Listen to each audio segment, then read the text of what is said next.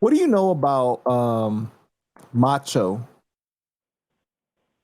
I don't know which macho. I be hearing like Star said something about a macho that he knows what the situation with Joe. It's the only macho that I know that was in Terror Squad was the dude that was used to work in Jew Man. You know what I'm saying? I knew him for a long time too. He used to work in the clothing store. How Um, long has Joe known him since they were like kids, right? yeah, we know him like around the same age. He Yeah. never he So never he never hung he never hung out with Macho. he never hung out with you guys though. Listen, I'll tell you Macho's story. Macho's story is it was a guy that used to work in with the Jew guys, Jewish guys that used to be around our block, 160, like Prospect Avenue, and they had one in Southern Boulevard right there, 169th and Southern Boulevard under the train station. He used to have stores around those locations in the Bronx. Macho's a guy that they trusted, that the Jewish guys always trusted to be with him. He was very pale. He was Puerto Rican, but he was like the white Puerto Ricans. They even I'd say even brighter than Joe. You know what I'm saying? But he was a cool dude. You know what I'm saying? He was the dude that you walk in the store, he'd give you deals. You know, he's there to talk and talk with the young generations at the time, and talk to the young kids and talk to us. I used to be my mom's. Like when I first moved over there to 167 in Prospect, I used to go to Human. And he used to help us. You know, he used to be there helping you. What you need? You know what I'm saying? He was a cool guy. You know what I'm saying? That's who Macho is. He knew everybody from just being there because everybody go and you know what I'm saying to Jew Man and get the clothing for your gear for school for anything. He was cool, son. Timberlands, uh, and all of that. So later on in life, when we was doing Terror Squad, when we joined Terror Squad actually, Macho wasn't with us. Macho was still working at Jew Man's. Macho came later. We like Pun got his deal and everything, uh, and we used to be around the stores. Like we used to hang out in the stores in Jew Man and all of that. And you know what I'm saying, we had connection with him. It's people, Macho knew people also. And Raul and them, they all know each other and all of that. We all got just cool with each other. And then Macho out of nowhere started just hanging out with us. But he came through Joe. He chilled with us for a little bit just to get the feel. Because Joe could have been at him before. He knew Macho. But Macho started hanging out more and more and more. He started hanging out, but with Joe's side. You know what I'm saying, on Joe's side. Um, and he just was a regular dude. You know what I'm saying? He was on a roll with us, just like Gilly. Gilly was from the streets too, and he got on. He was just role manager, but he was assistant role manager to Flex. Flex was the actual role manager. That was Joe's Flex friend, and also Terror Squad associate from the streets. They grew up together, but Macho came under them as well as and their whole like demeanor to be inside Terror Squad was to become like assistant, something like the future of either a road manager or managers to how many artists we had. Because we had a lot. Remember, we got a lot of artists. So now you got to fill in those situations. Joe can't go on the road and he's getting 20% from all of us, 50% from Pun. So that's bringing more jobs. You know what I'm saying? We have to function like a label. So you have to fill them seats with some bodies, those positions with some bodies.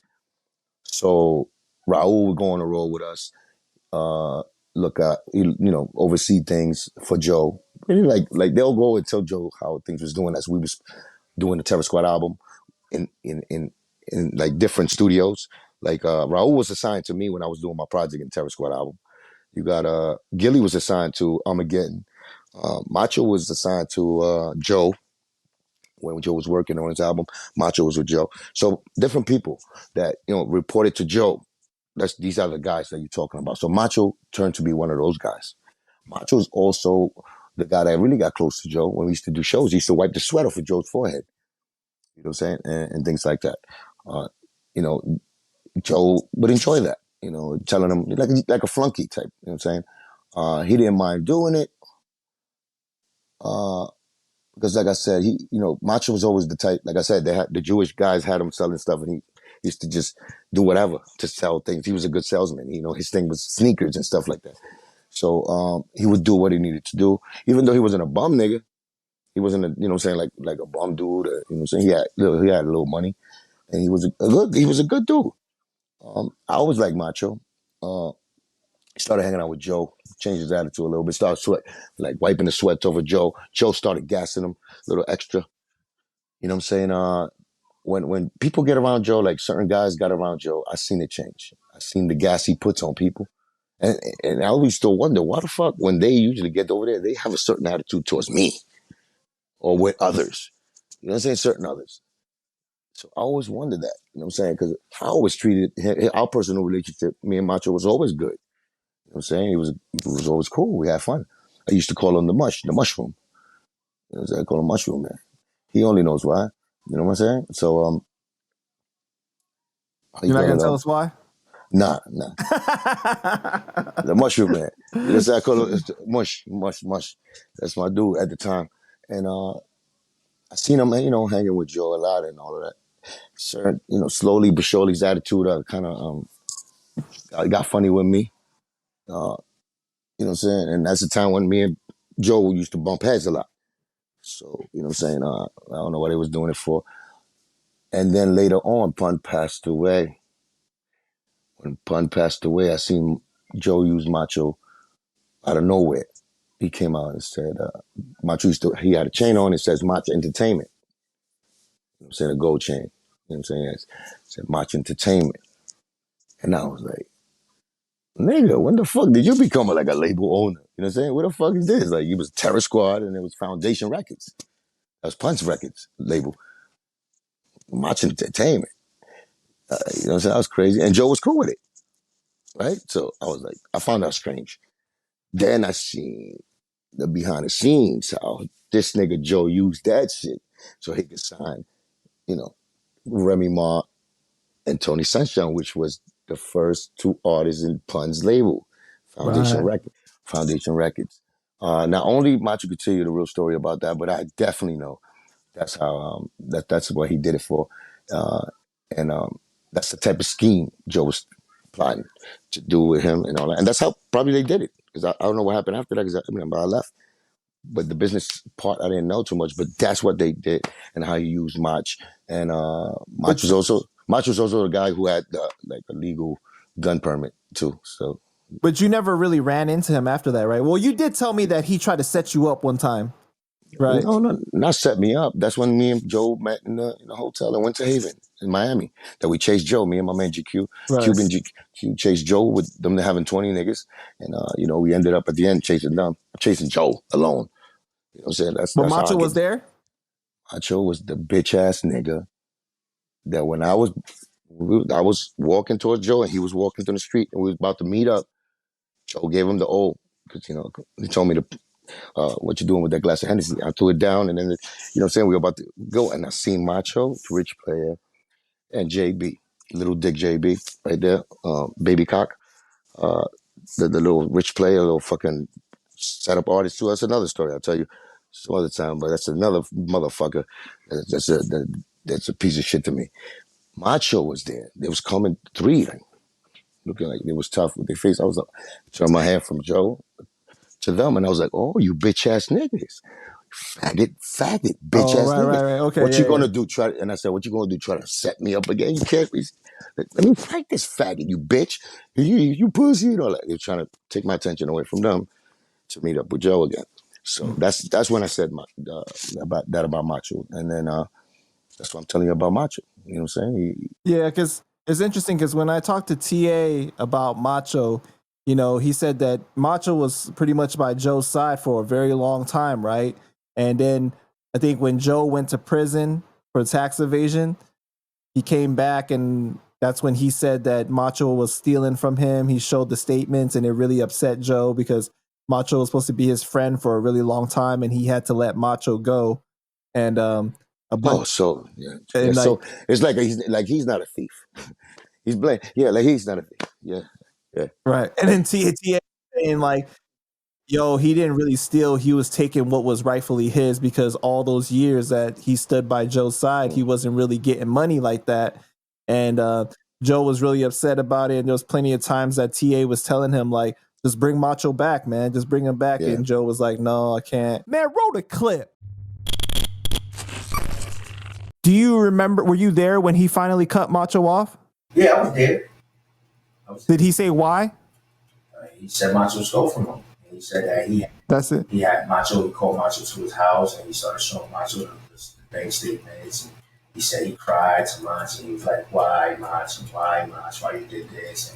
And Macho said, Macho threw it on another dude. And he was like, "Yo," he was like, he was so hurt. And you know, his wife was like, "Yo, you gotta cut him off. You gotta cut." It was even a time I told Joe like, "Yo, just bring him back, bro. Like, that's your brother, bro. Bring him back, bro." I knew how much Joe. I'm not gonna say Joe really loved Mach, but if you see Joe, you see Mach. If you see Mach, you see Joe. You know, if you had love for brotherhood, you had love for what Joe and Mach had going on. So I even told Joe, "Yo, bring him back." And Joe was like, "Nah, I can't. My wife would go crazy. I can't, bro. He stole from me. Woo, woo, ah." And I was like, "Yeah, but you said he told you the other dude stole from you. So just run with that narrative." And he's like, "Nah, fuck it, I'm good," or whatever. So I think he even he mentioned on one of his albums about Macho stealing from him. But again, he's done a few lives where he's like referenced him as well, where he's like he's spoken about being stolen from by somebody close to him, you know. Yeah, yeah. But I give Macho a pass. Joe deserved everything. Well, that's what Macho gets. You know, now, it's white. You know, now who's there to wipe Macho's forehead? You know what I'm saying? So, you know what I'm saying? Now, no, he knows not to come with me. He knows not to come with me. You know, at the end of the day, what I saw is what he gave me. He showed me himself that day. You know what I'm saying? He had no reason of being there. Nigga, I'm about to fight him one-on-one. What are you over here trying to? Oh, you got that much hate for me, Macho? You see me grow up, nigga. You see me with my mother go in the store and get shoes. You really gonna form with that to try to jump me? Nigga, I'm on myself. What? Fuck if I fight. You could be there because you holding them down, but you try to do. They did it on some pussy shit because they know my style. Like Macho saw me get down, so I seen his face go down. The only nigga who said, "Oh, you pussy nigga," was the rich player nigga. He just met me. But that's another story. That's a faggot that tried to slide him through me, to act like he got love for me. They try to set me up. You know what I'm saying? Later on, I seen him with Joe later on in his camp and talking shit about me. But first, he was trying to suck my dick to be down with my camp. You know what I'm saying? Lucky I got word that this nigga, you know what I'm saying, was playing double-headed, you know what I'm saying, coin. So that's why, you know what I'm saying, I was like, nah, my nigga, you good. I'm good. From me saying I'm good, the last time I seen him, I was like, nah, I'm good. I'm good. You don't have to be around me, nigga. I already know it. From that, I think it was over there like this, showing face like he got mad hate for me. Like he got mad hate for me. What the fuck I did was, but you lucky I just did that. And I did it again because I waited him. You know what I'm saying? I was like, I told him exactly, wait, my nigga, I'm good. I already know what you're doing too. You know what I'm saying? But he know too. And I seen him later on too. And there's another nigga that looked in my eyes and started doing a moonwalk when he see me. You know what I'm saying? Start getting other niggas below, oh shit, this nigga's here. Because they know. They know. Certain niggas know. And it's personal. It's not like, you know what I'm saying, I'm doing this shit because, you know what I'm saying, oh, you know what I'm saying, to put fear in anybody's heart. They know what they did and they deserve what they're going to get from me. That's the difference. They deserve it. And they know I'm capable of giving it to them. So that's what it is. So that's what they're trying to, they go hard to assassinate my character and say that, try to put so much shit on me because it's like that. You know what I'm saying? And, but you know what? Out of all of this that we all been through and I know about them, they know about me, whatever. I guarantee you, at the end of the day, they love me. They really got love for me. Okay, so what I'm saying is that at the end of the day, I know those guys do got love for me as an artist and as a personal love. You know what I'm saying? Really, you know what I'm saying? You get around Cuban, you already know, my nigga. What do I show you? It's who I am. I give you who I am. And I got no malice, no trickery, no shit to cut your throat. My shit is direct. I just was with a team. The leader was the main, Colombian fucking cutthroat master. But like I said, all of them, they got really nothing bad to say about me. The whole thing is that I'm against them, so they're against me. And they know exactly why I'm against them. But they joined the part of making money with the guy that's doing the wrong thing. Right. And I'm not part of that. You know what I'm saying? And I guess I'm the threat. You know what I'm saying? But I guarantee you that if I pass away one day and they get treated by Joe the way that Joe's really going to treat them, which is trade their friendship for money, like he does over and over. And you know what I'm saying? I'm sure they're gonna come to the conclusion of what I'm saying is 100%, truth, and always been.